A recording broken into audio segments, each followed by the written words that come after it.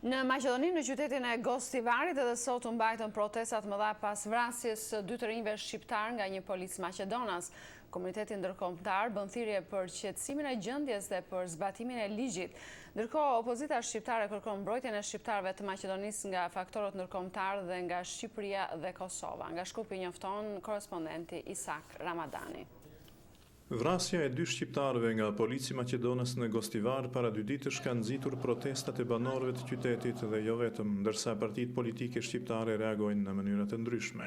Të tregojmë se ne si qytetarë të barabartë të këtij vendi nuk tolerojmë që të vritemi nga dora e gjaksorëve aq më tepër me armët e plumba që blehen me paratë tona. Nga ana tjetër, faktorët politik maqedonas nuk e kanë komentuar fare ngjarjen as pasojat e saj.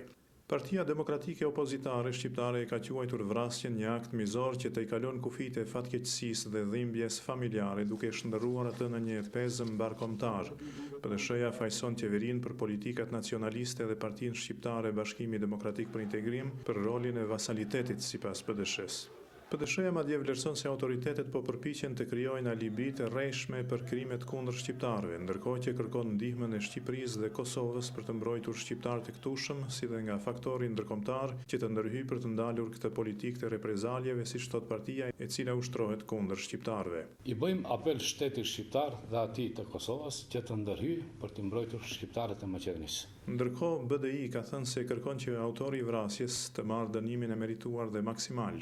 Në kuadër të atmosferës së krijuar ka reaguar Organizata për Siguri dhe Bashkëpunim Evropian. Ambasadori Ralf Brett i OSBE-s ka theksuar shpresat se do të zbatohet drejtësia në një kuadër të arsyeshëm kohor dhe me një proces transparent të hetuesisë. Ai u ka bërë thirrje autoriteteve lokale, partive politike dhe shoqërisë civile që të mos keqpërdorin këtë incident tragjik, por të punojnë së bashku për të qetësuar tensionet midis komuniteteve.